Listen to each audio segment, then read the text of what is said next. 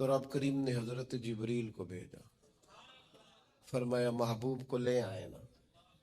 اس حالت میں جب کیفیات یہ تھیں تو اللہ نے اپنے محبوب کو معراج عطا فرمائی، اور رسول رحمت صلی اللہ تعالی علیہ وسلم کو اللہ تعالیٰ نے اپنے حریم خاص میں بلایا، اور محبوب کریم علیہ السلام کو اللہ تعالیٰ نے وہ تسلی دی کہ اِنَّ فَتَحْنَا لَكَ فَتْحًا مُبِينًا۔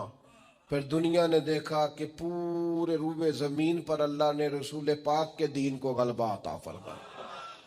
ایک حکمت تو یہ، دوسری حکمت یہ تھی کہ اللہ تعالیٰ نے نا نبی پاک کے غلاموں کو مقام دینے ہیں، جنت ملے گی، عروج ملے گا، درجات ملیں گے۔ اللہ فرماتے میں نے مومنوں کی جانوں کے بدلے ان کو جنت دے دی ہے، سودا کر لیا ہے۔ تو وہ جو محبوب پاک نے غلاموں کی جانیں وہاں دے کے اللہ تعالیٰ سے ان کے لیے جنت لی تھی نا، فرمایا لِنُرِيَهُ مِنْ آیَاتِنَا، محبوب ذرا میری نشانیاں دیکھ جائیں نا۔ تو حضور پھر دیکھ کے آئے اور آ کے بتایا، فرمایا عمر میں نے تیرا گھر دیکھا ہے جنت میں۔ یہ اس عمر کا گھر دیکھا ہے جنہوں نے زندگی ساری زمین پہ سو کے گزاری۔ میں آپ کا گھر دیکھ کے آیا ہوں جنت میں، اور دروازے پہ حور بھی بیٹھی تھی۔ حضور فرماتے میرا دل کرتا تھا میرے عمر کا مکان ہے اور بڑا شاندار ہے، میں اندر سے دیکھوں۔ پھر میرے دل میں خیال آیا کہ عمر غیور آدمی ہے، کہے گا محبوب کا اپنا ہی بنایا ہوا قانون ہے، جس کے گھر جاؤ اس کی اجازت سے جاؤ۔ تو چونکہ آپ وہاں اس وقت ظاہری طور پر موجود نہیں تھے، اجازت طلب نہیں ہو سکتی تھی، لہذا دیکھا ہے۔ حضرت عمر رو پڑے، کہنے لگے مجھے میری ماں روئے میں آپ پر غیرت کرتا، آپ ہی کا تو صدقہ ہے۔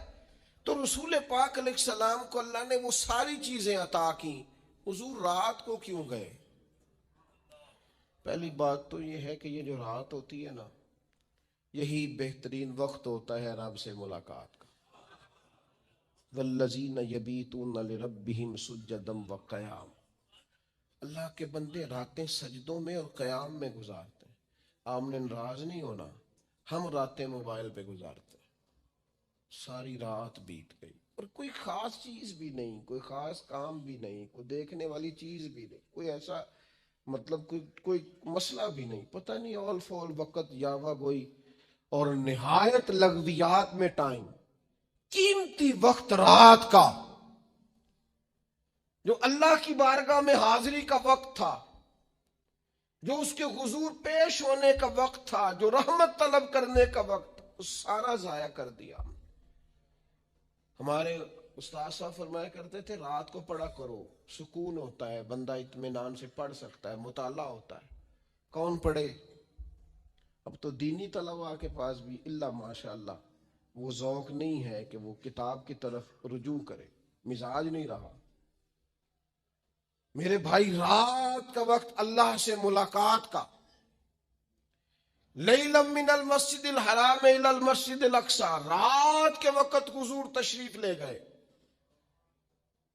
بڑی خوبصورت بات لکھی حضرت شیخ ابو نور رحمت اللہ علیہ نے، وہ فرمانے لگے حضور کا ہر صحابی چاہتا تھا میں اپنے رب کو ملوں۔ وَإِذَا سَأَلَكَ عِبَادِي أَنِّي فَإِنِّي قَرِيبٌ، تڑپ کے آئے نا صحابہ، ایک دن عرض کی یا رسول اللہ رب کو دیکھنے کو جی چاہتا ہے، اس سے ملنے کو جی چاہتا ہے۔ تو اللہ کریم نے فرمایا وَإِذَا سَأَلَكَ عِبَادِي أَنِّي فَإِنِّي قَرِيبٌ، محبوب جب آپ کے پاس آ کے میرے بندے میرے بارے میں پوچھیں تو آپ ان سے فرما دیں میں ان کے قریب ہی ہوں، جب دعا مانگیں گے میں قبول کروں۔ تو حضور علیہ السلام اگر غلاموں سے فرماتے میں جا رہا ہوں تو رب کی ملاقات کا شوق تو ہر جگہ تڑپتا تھا۔ شاید باقی بھی عرض گزار ہوتے حضور ہم نے بھی جانا ہے، اور جہاں جبریل امین نہیں جا سکے وہاں کوئی کیسے جاتا؟ وہ کئی دفعہ انسان نے کہیں جانا ہوتا ہے نا، بلا مثال و بلا تشبیہ، صرف ذہن میں بات اتارنے کے لیے مثال دیتا ہوں، جانا ہوتا ہے نا تو بچے بھی ضد کرتے ہیں میں نے بھی جانا ہے۔ اب بچوں کے جانے کی جگہ نہیں ہے، وہاں لے جایا نہیں جا سکتا، تو والد کیا کرتا ہے؟ ان کے سونے کا انتظار کرتا ہے۔ تو رات کو سو جائیں تو سوئے سوئے نکل جاتے ہیں. ہاں اتنا کام ضرور کرتا ہے کہ جب واپس آتا ہے تو ذرا تحفے لے کے آتا ہے, ذرا تحائف کے ساتھ آتا ہے تاکہ بچے راضی ہو جائیں. محبوب کریم جا رہے تھے, کریم اگر فرماتے میں جا رہا ہوں تو سب تڑپتے, سب ذرا سا تو دل ہے مگر شوق اتنا, میں بھی وہی لن ترانی سنا چاہتا ہوں. سب خواہش کرتے لیکن سب سو رہے تھے.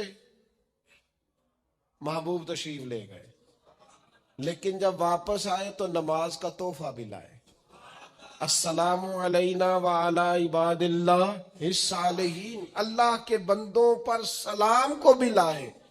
اور ساتھ فرمایا میرے رب نے وعدہ بھی فرمایا ہے کہ مجھے اللہ تعالیٰ شفاعت کا حق بھی عطا فرمائے. یہ سارے تحفے لے کر رسول پاک صلی اللہ علیہ وسلم واپس آئے.